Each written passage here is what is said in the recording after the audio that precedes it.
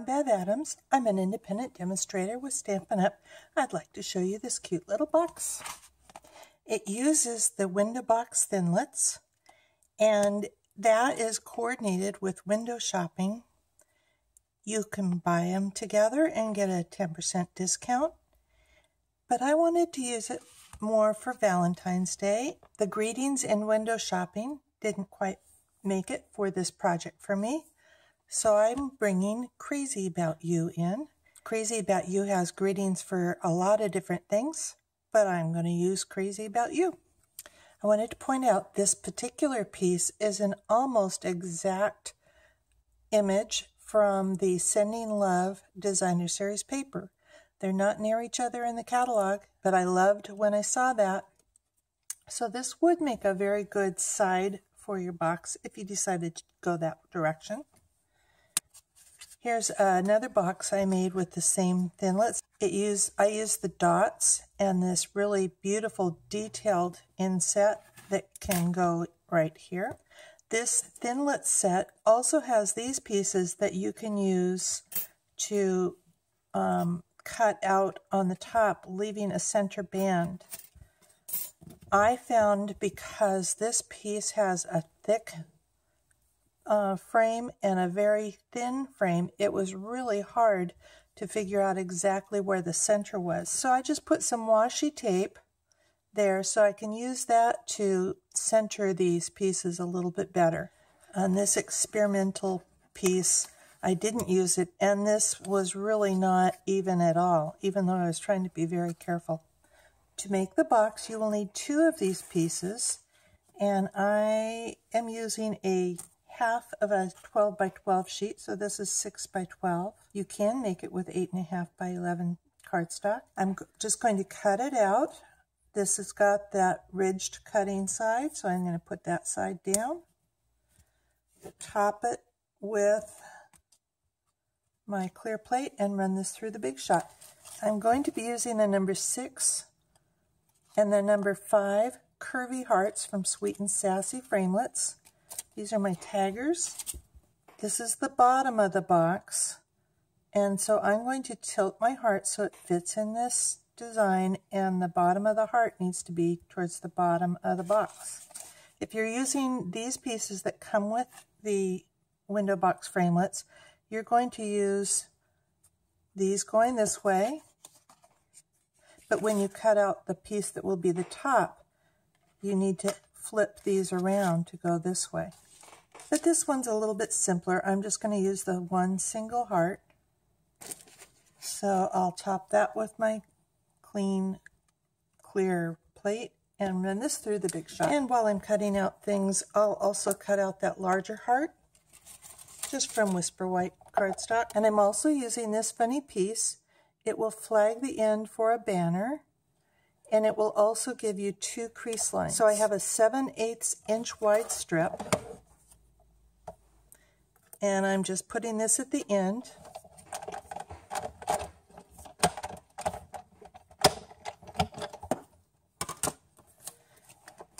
And then turning it around and doing the same on the other end.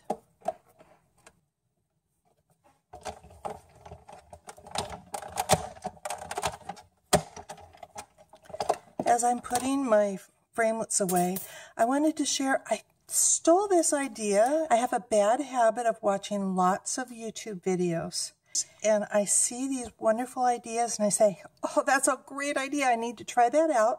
I do try it out and I love it, and then I don't remember who shared the idea. But I love this idea. If it's you that shared it, I am so sorry I don't remember your name. First of all, I've been keeping my Framelits and Thinlits on magnetic sheets for a while, but the idea that I saw recently was to just stick this on the copy machine and print out a copy of your Framelits, and that way you know all the pieces and how they fit. So if you're the one that shared that idea, let me know. I'd love to give you credit. It was a fantastic idea. Thank you. I have my top and my bottom. This one's the top piece. These pieces are the same except for the cutout right now. And I wanted to point out that I did keep the piece that I cut out. I need to snip off the ends, these tabs, off of one of these two pieces. And I think it works out best if you cut it off the bottom piece. It does have a score line, so you know exactly where to cut it. Lots of score lines. Frankly, on my machine, these score lines need a little help to get a really good crease. If you're careful, you can do it. I put it on the edge of the table, so let me demonstrate. If this is the edge of my table, and then just fold it over here like that, and it'll make it a lot easier to get those score lines. So let me use this case here to help myself out. Actually easier to do on a table.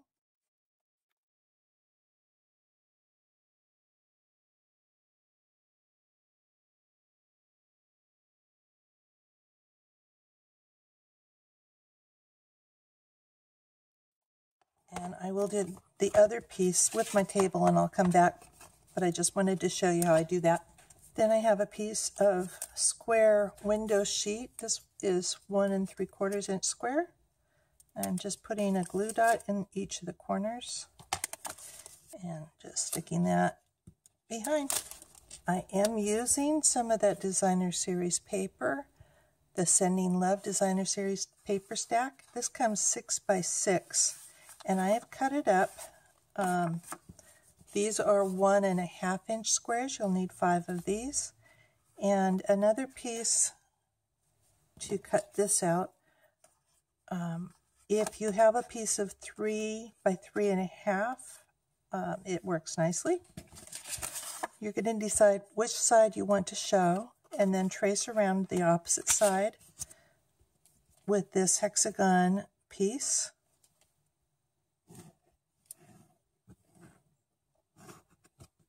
And so this will be perfectly fit. Now you can use your trimmer to cut nice straight lines, or you can just use your snips.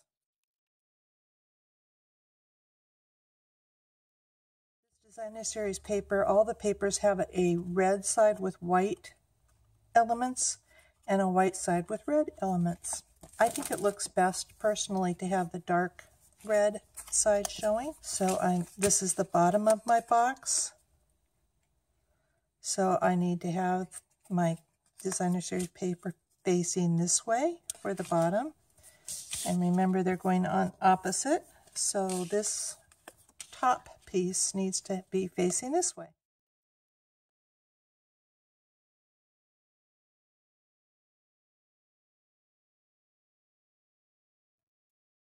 To adhere this box together, you can use fast fuse or you can use tear and tape. But I found that these tabs are a little bit too narrow for the tear and tape.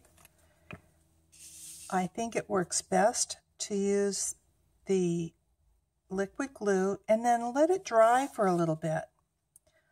If you wait till it gets clear, it will still be quite sticky. I want to bring in my cheat sheet again to show you where you want the adhesive. You do not want to put adhesive on the top tabs or the bottom piece, these tabs here. This is going to be the front of the flap, so it needs to be facing this way. And the way I've cut this, using a 3 by 3 piece, this will be at a bit of an angle. While that's drying, I'm going to bring in my banner and I'm going to fold and crease here. And now you're saying, oh, I see what that's doing. At least that's kind of where I finally got the idea. You do want to crease these. I'm going to stamp with Crazy About You. Now, Crazy About You is one of those few stamp sets that you can get in wood, clear, or photopolymer. I have it in photopolymer, so I have my stamping mat. I'm using Real Red. And I do like photopolymer because you can see right where you're stamping. And I'm going to go ahead and I think I like these glued down, so just a little bit of glue here at the fold will hold this crease. You can decide to pop it up a little bit more if you like. You could actually even put some adhesive in here.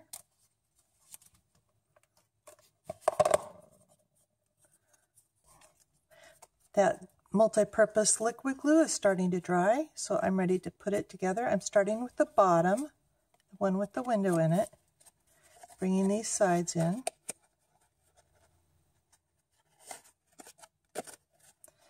It looks like I could have creased that box a little bit better.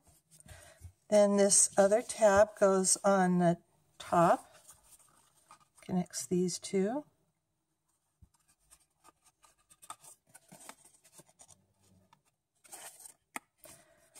Bringing around these, connecting these two. I have a diagram, but really it's easier to watch it being done than to try and describe in a diagram how to do this.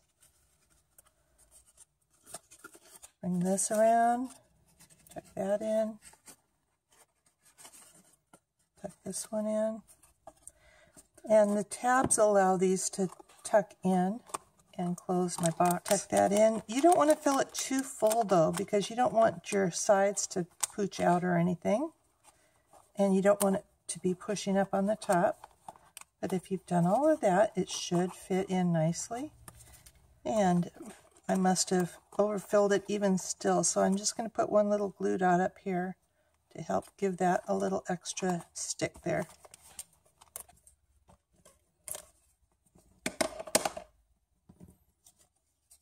And I'm just going to put my tag across the top.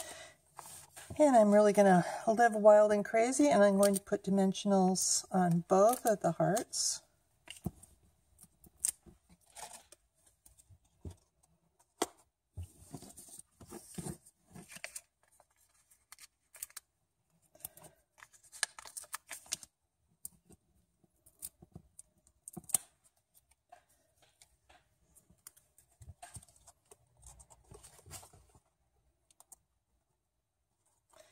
And there's my Valentine. I hope you love this project. It's really pretty easy. If you would like the directions, come on over to Bev Adams. I'll have the full directions. I'll have my little cheat sheet for you. And I will also have links to all the products I use. Talk to you soon. Bye.